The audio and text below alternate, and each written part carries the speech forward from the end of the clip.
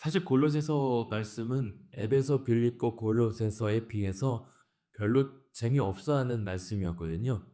근데 또 이렇게 보니까 골로새서 말씀이 아주 재밌네요. 그리고 이전에 생각하지 못했던 그 지점들과 부분들을 새삼스럽게 우리가 되게 발견하게 되는 부분도 있는 것 같습니다. 그리고 골로새서가 그런 이단의 사상, 세속적인 신앙의 유입에 또 어떻게 보면 대항하는 말씀으로 기록되다 보니까 예수 그리스도 중심으로 쓰여진 이 말씀이 성탄의 달 그리고 이 땅에 성육신으로 오신 예수 그리스도를 묵상하기에 아주 적합한 말씀이 아닌가 생각을 하게 됩니다. 그래서 우리가 어제와 그제 골로새서 1장과 2장에서 말씀하셨던 주제는 뭐냐면 기독교는 예수 그리스도만으로도 충분하다. 우리의 믿음은 그리스도만으로도 이미 만족되었다. 그것이 바로 주제입니다. 그런데 그것이 왜 중요하냐면 그래야 우리 성도들의 그리스도만으로 충분한 삶이 이어질 수 있기 때문입니다. 그러니까 우리 성도들의 삶은 윤리 도덕적 어떤 이 칸트라고 하는 철학자의 정언명법 혹은 도덕적인 어떤 이 기준에 맞춘 윤리와 도덕적 삶이 아니라 이미 예수 그리스도만으로 충분하고 충만하기 때문에 그 충만함이 이제 흘러나와 넘쳐나오게 된 것이 성도들의 삶이라고 하는 것입니다. 그러니까 달라요. 우리가 왜 이렇게 살아야 되는가? 왜 그래야 되는가? 라고 하는 것은 다른 기준과 근거가 없습니다. 예수 그리스도 때문입니다. 그리스도께서 그리하셨기 때문에 그리고 그리스도께서 우리에게 그렇게 하늘주의 사랑이 충만하여 넘치기 때문에 우리가 사랑하지 않고는 배길 수가 없는 것. 그래서 성령에 이끌리고 하나님의 사랑의 강건하심으로 이끌려서 살아나를 가게 되는 것이 성도들의 삶인 겁니다. 그래서 바울 서신서를 보면 전반전에 그러한 이론적인 교리들을 이 체계를 세워준 다음에 후반부 3장, 4장 이 정도에는 항상 그래서 성도들의 삶은 어때야 되는가? 그리스도인의 가정은 어때야 될까? 그리스도인의 사회생활은 어떻게 될까? 성도의 말과 또 일상생활은 어떻게 해야 되는가? 라고 하는 것으로 이어지는 것입니다. 그래서 오늘도 보면 3장 1절에 뭐라고 시작하죠? 그러므로 라고 시작하잖아요. 그러므로 그리스도만으로 충분하기 때문에 어떻게 살아야 되겠는가? 너희가 그리스도와 함께 다시 살리심을 받았으면 너희가 정말 예수 때문에 죽었다가 살아난 것을 믿는다면 그 그리스도를 구주로 받는다면 위의 것을 찾으라. 거기는 그리스도께서 하나님 우편에 앉아 계시기에 위의 것을 생각하고 땅의 것을 생각하지 말라. 이게 당연한 성도들의 삶의 전환점이라고 하는 겁니다.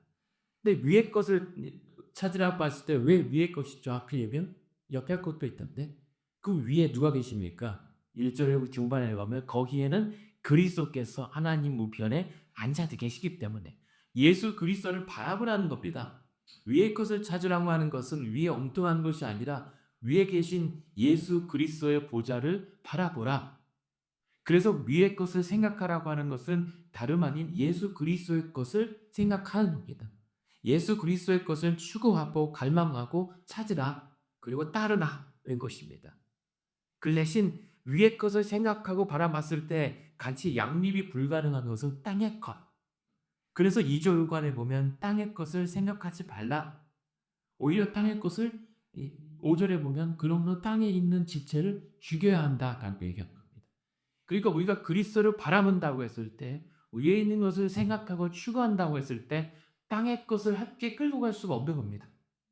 땅에 있는 것을 받고 옛사람을 벗어버리고 혹은 땅에 있는 지체를 죽이자 붙고서는 위의 것을 바라볼 수가 없게 된 겁니다. 그러니까 우리 성도들의 삶이 한 가지만 선택할 수밖에 없는 겁니다. 예수냐? 세상의 황제냐? 하늘이냐? 이 땅이냐? 그러니까 이게 어쩔 수 없는 우리의 숙명인 겁니다. 근데 우리가 왜 골로새 교회가 문제가 되고 오늘날 교회가 세속주의로 빠지게 되니까 위의 것도 생각하는데 땅의 것도 버리지 못하기 때문입니다. 그래서 문제가 생기는 거예요. 그래서 타협하게 되는 겁니다. 그래서 이것도 아닌 저것도 아닌 애매한 차지도 않고 덥지도 않은 애매한 미지근하여 토해낼 뻔한 신앙으로 전락하게 되는 겁니다. 라오디게아 교회죠. 그래서 우리가 이제 1절에 너희가 그리스도와 함께 다시 살리심을 받았다면 당연히 우리는 위의 것을 향하여 살아가게 될 수밖에 없다는 겁니다. 근데 왜 그러냐면 이제 3절에 보시면 우리는 너희가 죽었고 너희 생명은 그리스도와 함께 하나님 안에 감추어졌기 때문입니다. 그러니까 우리 죽었어요. 저와 여러분은 산 사람이 아니라 이미 죽은 사람입니다. 이전에 저는 없습니다. 왜냐하면 예수 그리스도와 함께 죽었기 때문입니다.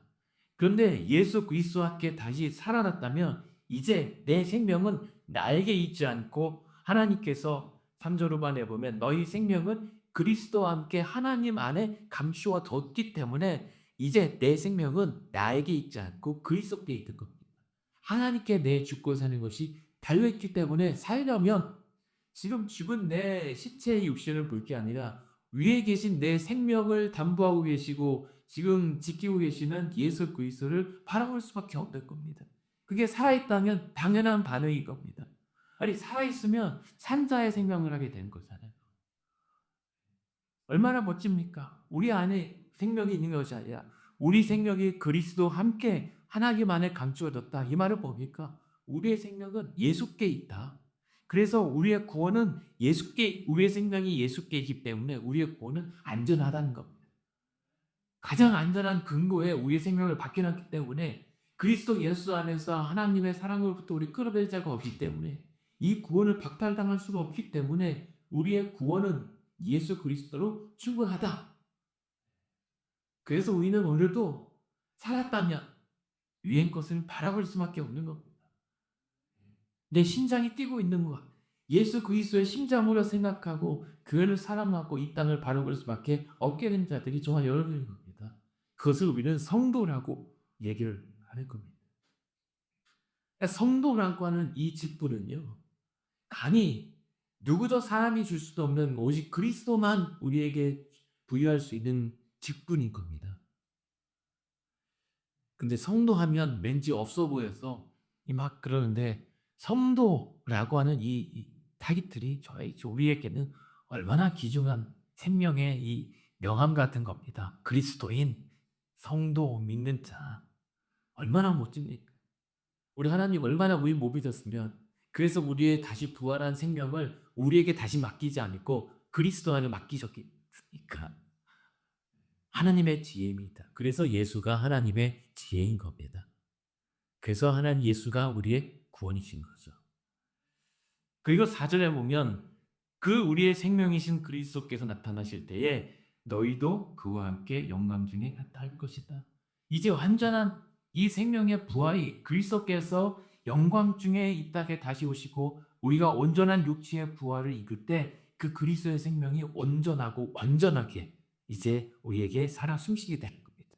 그랬을 때 어떻게 된 일이죠? 슬픔도 없고 애통도 없고 아픔도 없고 죽음도 없는 그날의 새하늘과 새 땅의 삶을 시작하게 되는 겁니다.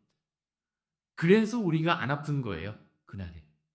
그리스도의 생명이 완벽하게 이제 우리 안에서 박동하고 작동하게 될 것이기 때문에. 그래서 우리의 그리스도와 함께 다시 살리심을 받았다면 우리가 예수를 믿고 이전에 허물로 인하여 죽을 수밖에 했던 우리가 다시 예수와 함께 살았다면 당연히 이렇게 살 수밖에 없다는 것. 내 구원의 빚진 자, 내 생명을 담보로 받으신 자, 그를 위해 살 수밖에 없습니다. 그래서 얘기하는 것이 오전에 보면 그러므로라고. 그러니까 그러므로예요. 그러니까 바울은 항상 그러므로입니다. 원익과 결과가 있는 겁니다.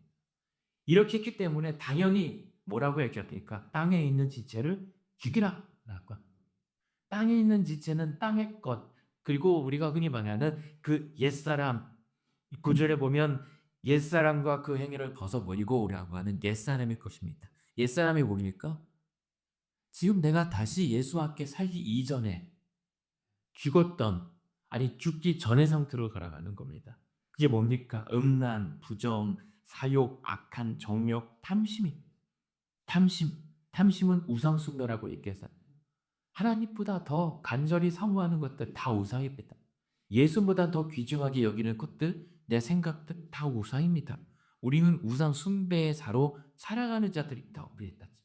그럼에도 불구하고 우리가 전하고서 그러므로 속히 우상 숭배자로 몰락하기 전에 땅에 있는 이것들을 죽이지 않으면 큰일 난다는 거예요.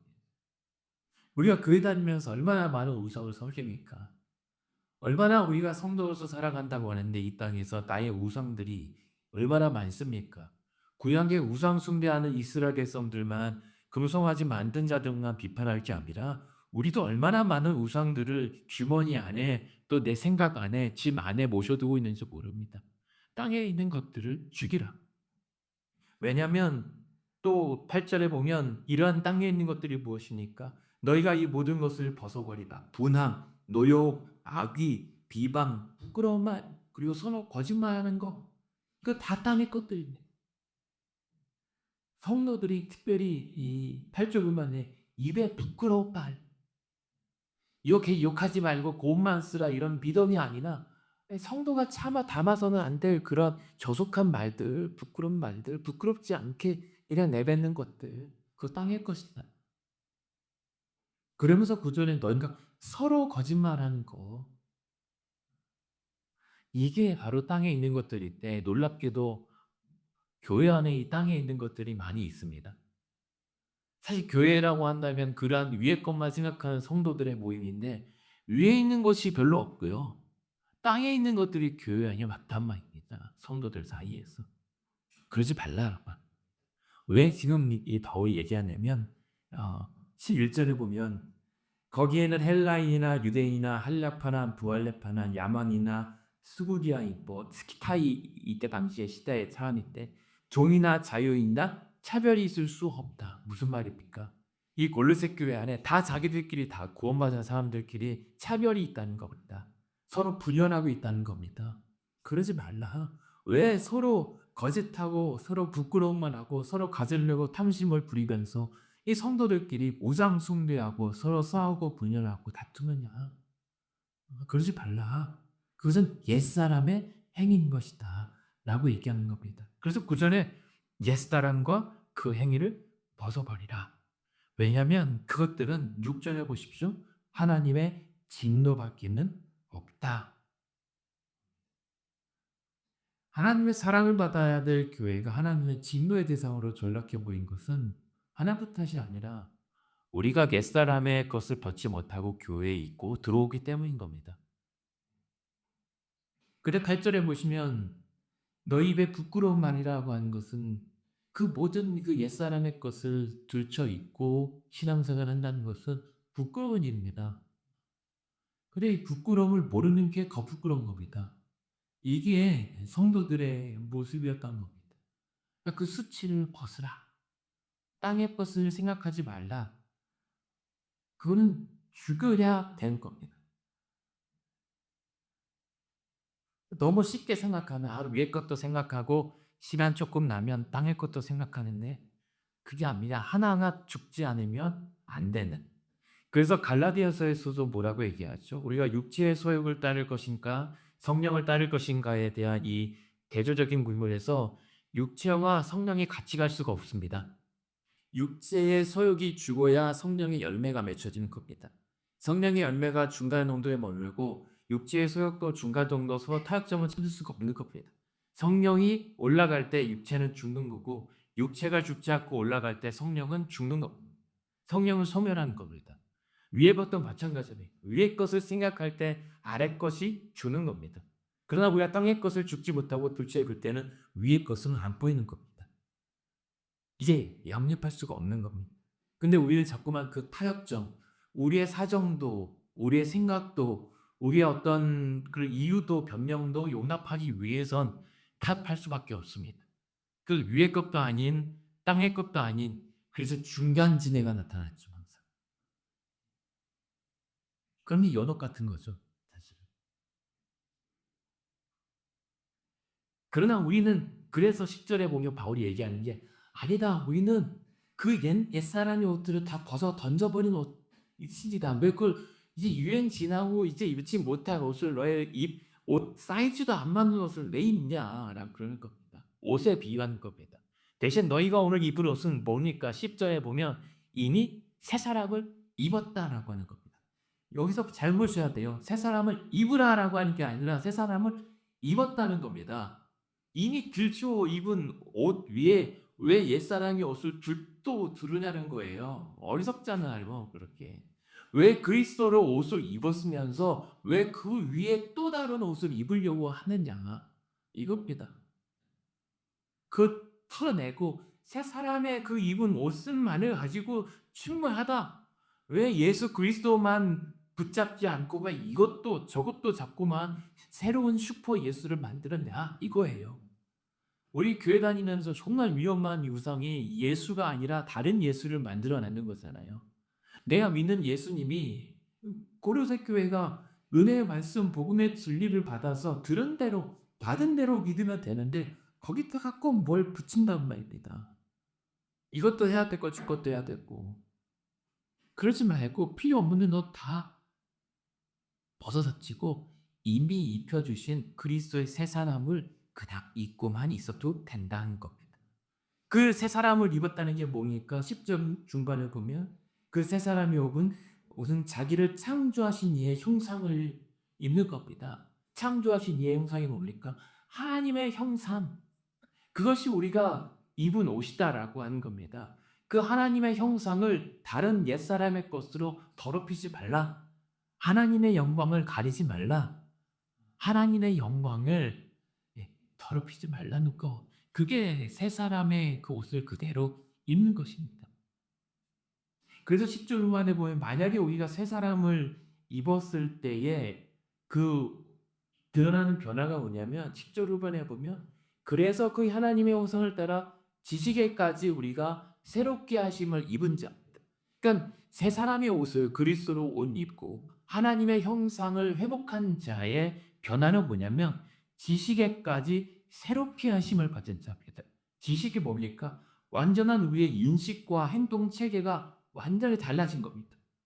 그리스도 옷을 입었으면 이제 그리스도처럼 생각하고 그리스도처럼 말하게 되는 겁니다.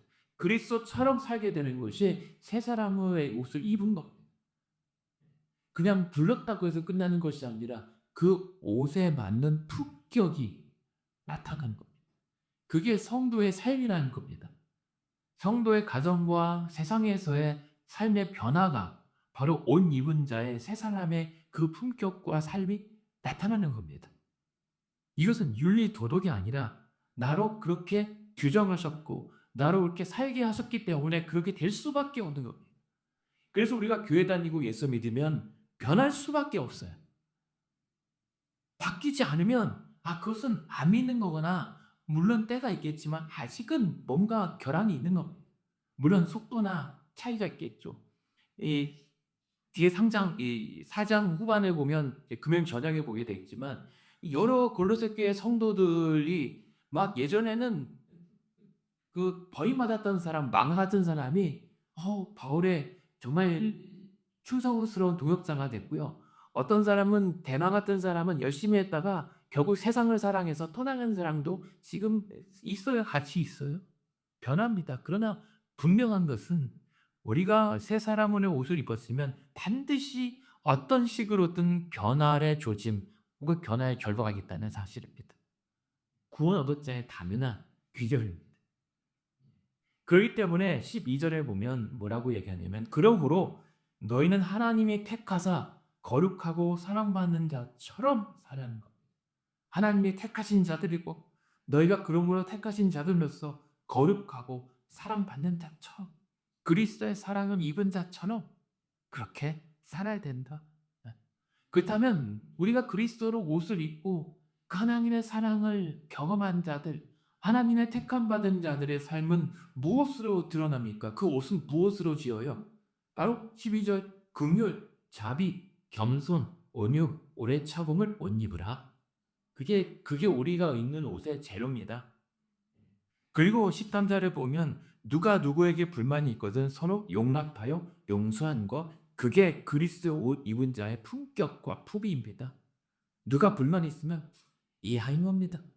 그리고 뭐라고 그러면 용서해 주는 겁니다. 왜요? 용서의 근거는 73.5번입니다. 주께서 너희를 그리 용서하신 것 같이 너희도 용서하는 것. 용서는 우리가 할 수가 없는 겁니다. 용서는 하나님만 하실 겁니다.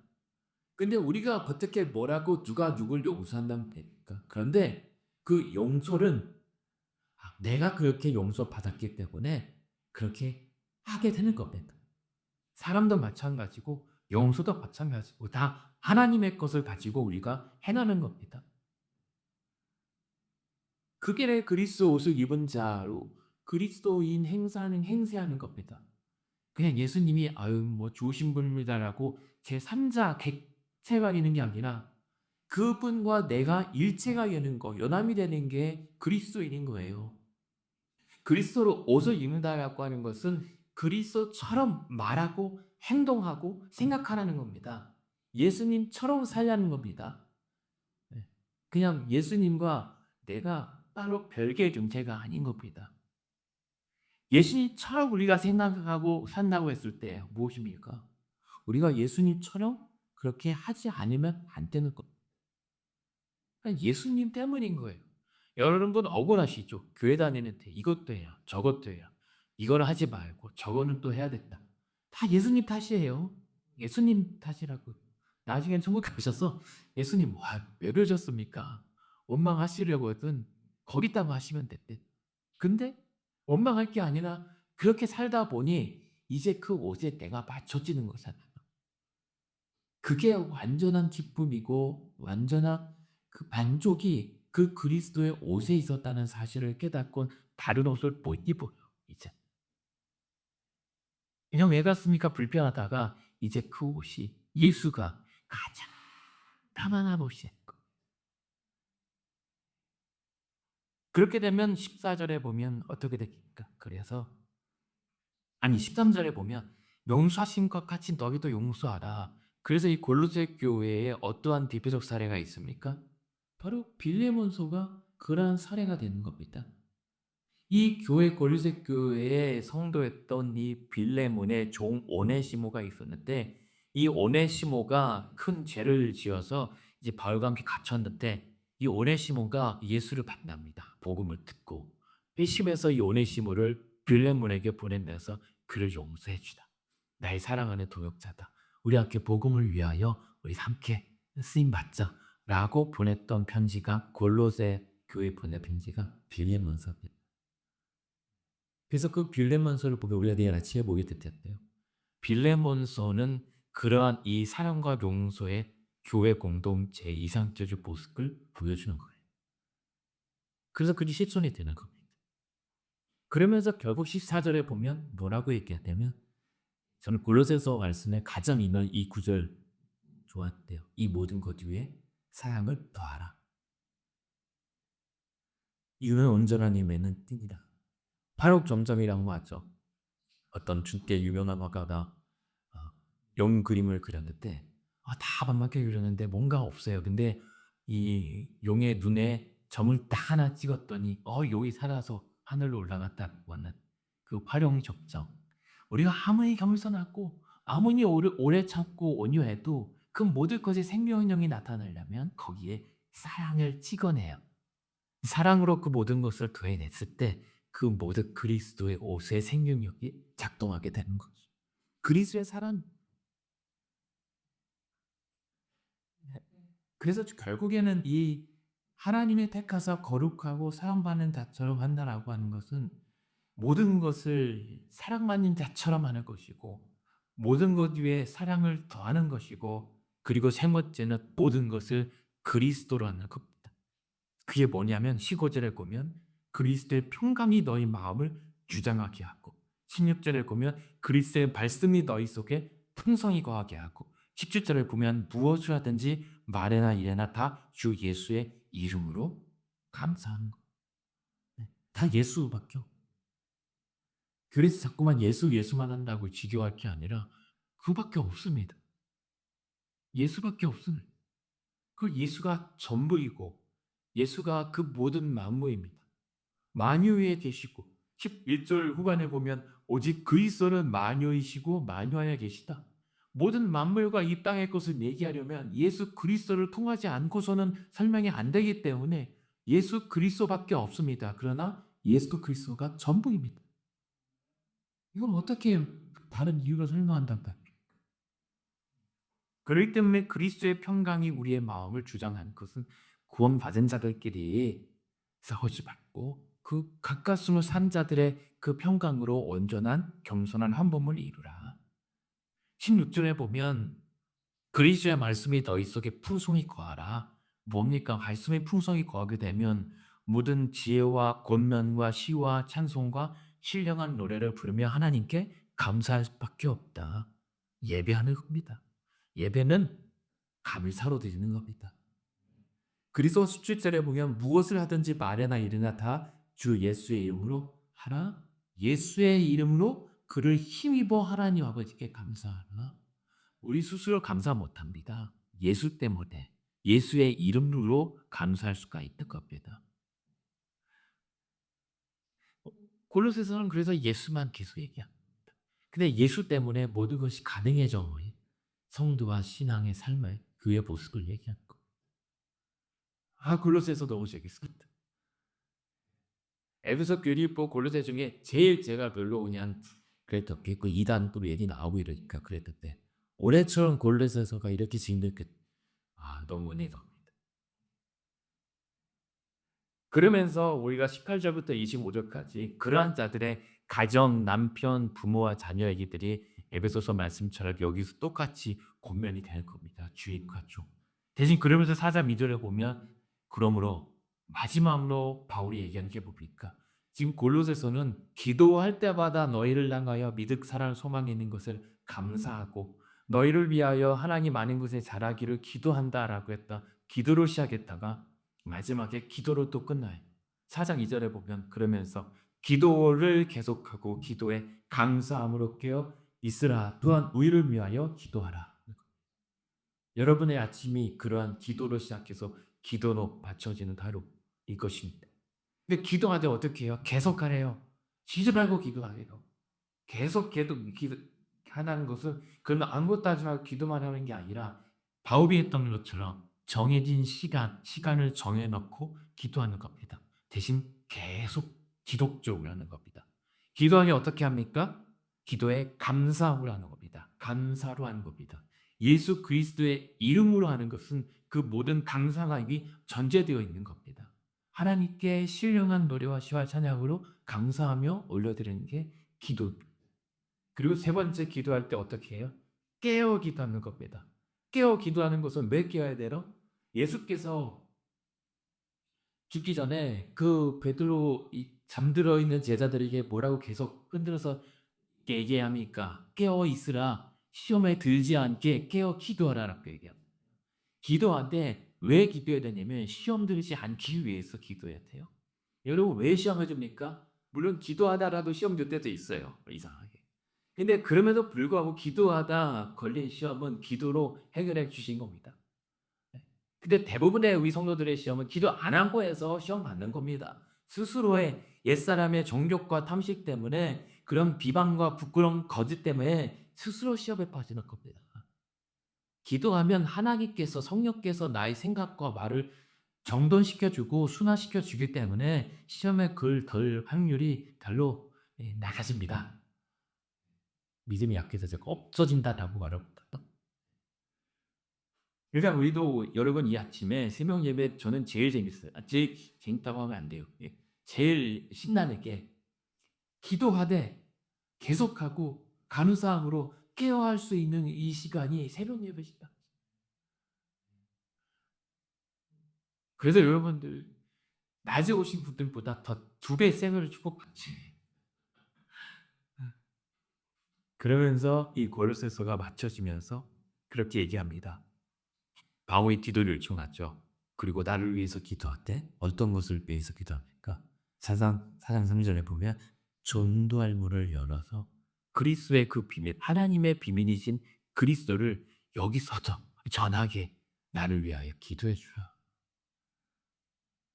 이게 우리의 기도해야 된다는 거죠. 그러면서 4장 5절에 보면 그러니까 너희가 사랑스레에 대해서는 지혜롭게 세월을 아껴 쓰라. 무엇을 하는 것이 내 이 세상을 위하여 이웃을 위하여 어떤 것을 하는 것이 세월을 잘 쓰는 건지 잘 생각하고 판단해라. 그리스도의 그 비밀을 알려주는 것이 우리가 가장 세월을 잘 쓸 것이다. 교회에서 시간 제일 잘 쓰는 게 뭔지 아십니까? 복음을 듣고 가르치는 겁니다. 예수를 알리는 겁니다. 그게 교회 다니면서 시간 10년, 20년 벌써 또 한 해 갔잖아요. 제일 잘 쓸 게 허방하지 않을 방법은 그 시간과 상관하지 않은 영원하신 그리스도의 이름을 증거하는 겁니다. 따르는 겁니다. 즐거워하는 겁니다. 그러면 된 겁니다. 우리의 그 빠른 시간 안에 살지 않고 영원한 그분의 이름 안에 살게 되는 게 시간 제일 풍요롭게 쓰는 거 아니겠습니까? 세월 아껴야 합니다, 우리 지금. 그러면서 6절에 너희 말을 항상 눈의 가운데 소금으로 맛을 냄새같이 하라. 성도 간에 지금 교회 성도들한테 얘기를 하는 거. 저와 여러분이 이 말을 하면서 항상 눈의 가운데 베드로도 얘기하잖아요. 말을 항상 하나님의 말을 하는 것처럼 하는 거. 소금으로 맛을 내는 것처럼 그런 공동체를 주라. 그런데 7절부터 18절까지 쫙 그 교회 성도들이 나옵니다. 금요일 저녁에 볼 텐데 재밌어요. 다 하나같이 변화된 사람들이 많습니다. 뭐 9절에 보면 오네시모가 나오잖아요. 그 회개한 빌레몬의 조. 네. 10절에 보면 마가가 나오죠. 마가요. 바울이랑 사이 아주 좋았잖아요. 바울 때문에 이 마가 때문에 이 바울 신라 뭐죠 바나바랑 헤어졌잖아요. 근데 지금은 나와 함께 바친 아리스도와 바나바의 생제 마가라고 하면서 네, 아낍니다. 나중에 나의 사랑이라고 얘기도 하고 뭐 11절에 보면 유스도는 한렵한데 괜찮은 한렵합니다. 근데 6절에 14절에 보면 그 12절 보면 에바브라가 있죠. 에바브라. 지금 이 에바브라가 골로새 지역에 교회를 세우고 아마 추정하기로는 라오디게아 교회 그 근처에 근방에 있는 교회까지 개척한 것으로 보여요. 근데 14절에 보면 데마요. 데마. 누가와 데마가 같이 있다고 했잖아요. 이 데마가 어디서 나오냐면 이 디모데후서에서 이제 나오는데요. 대마가 지옥 같이 있는데 마지막 바울의 사역 앞바지에는 어, 세상을 사랑하여 나를 떠났다라고 해요. 집으로 잘 믿는데 나중에 결국 또 떠나야 돼. 그러니까 이러한 그 이 여러 군상들이 모여서 교회를 이루고 있었던 겁니다. 교회가 그러니 다양할 수밖에 없습니다. 중요한 것은 17절 결론으로 내고 싶은데요. 아키포에게 이르기를 주 안에서 받은 직분을 삼가 이루라고 하라라고 하죠. 아키포가 이 교회의 일꾼인데 받은 직분이 있습니다. 교회를 섬기고 성도들이 그리스도의 복음으로 잘 영육하는 직분인 것으로 추정이 됩니다. 근데 이것을 포기하지 말고 끝까지 감당하라고 권면하는 게 보면 힘든 것 같습니다. 그러면서 이 복음의 말씀 그리스도만으로도 충분한 기독교의 이 신앙과 믿음을 저버리지 말라고 권면하는 게 참 왠지 와닿을 것 같으면 15절 16절에 보면 이 골로새 편지를 누구랑 이어졌습니까? 라오디게아에 있는 형제들과 눈바와 그 여자의 집에 있는 교회의 문화라고 16절에 보면 또 라오디게아에 있는 교회에서 그 이 편지를 읽게 하라 라고 얘기하죠. 13절에도 너희와 라오디게아에 있는 자들과 히에라볼린 자들을 위하여 또 지문을 달라고 얘기합니다. 이게 왜 영광이 됐냐면 지금 골로새서가 기록된 당시가 한 60년대 격이라고 볼 수 있습니다. 그래서 지금 이 교회 안에 이단과 세속주의 신앙을 그리스도로 지금 다시 회복해 나가는 이 시점에 만약에 이 상황의 시도가 멈추게 된다면 30년 후로 한번 가보죠. 뒤로 가보죠. 그러면 30년 후쯤에 90년대 경에 쓰여진 말씀이 요한계시록입니다. 그때 요한계시록 바울이 아니라 요한이 썼지만 요한계시록의 4장에 나오는 교회가 사실은 이 지역에서 언급하는 라오디게아 교회입니다. 근데 그렇다면 이 골로새 교회와 지금 바울이 말하는 라오디게아 교회, 히에라볼리 이 주변 지역의 교회가 다 이와 같은 세속주의와 이단의 영향을 받았던 상황인 거죠.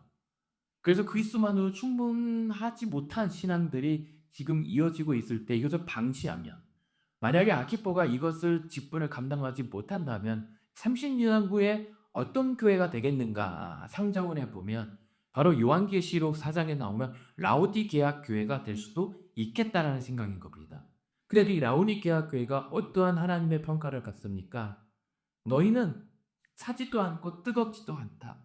그 너희 신앙이 미지근하여서 마시지도 못하고 그렇다고 온천이나 치유도 안 되는 그냥 마시는 프레일 수밖에 없는 신앙과 교회가 바로 너희다 요구하는 겁니다. 예수를 믿는 것도 아닌, 그래도 안 믿는 것도 아닌, 그러나 아무 스모짝에도 없는 믿음과 신앙으로 교회를 세워가고 있는 것.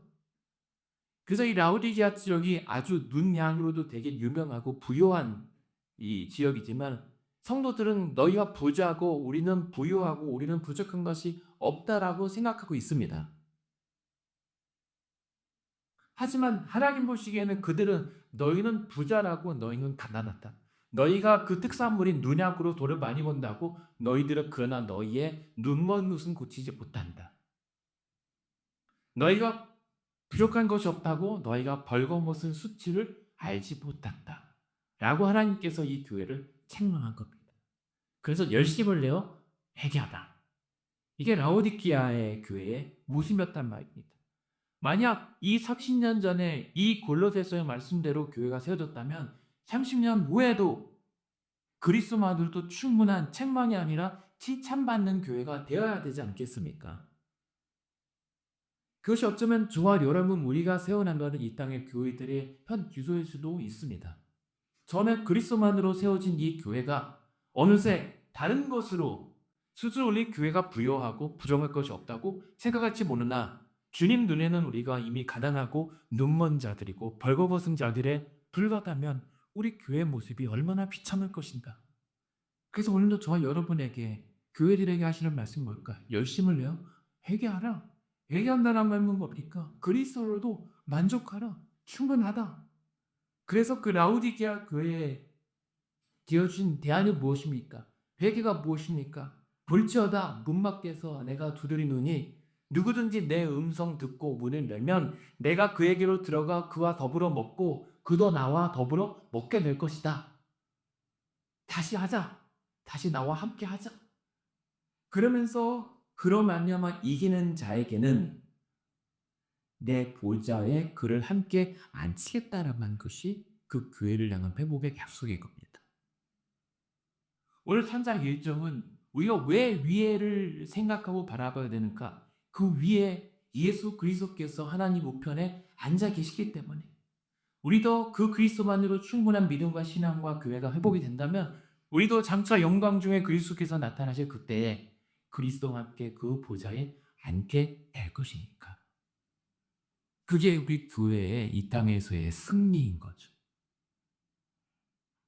그래서 저와 여러분이 땅의 것을 죽이고 위의 것을 찾는 이 믿음, 결국은 그것은 다르게 합니다. 예수 그리스도만으로.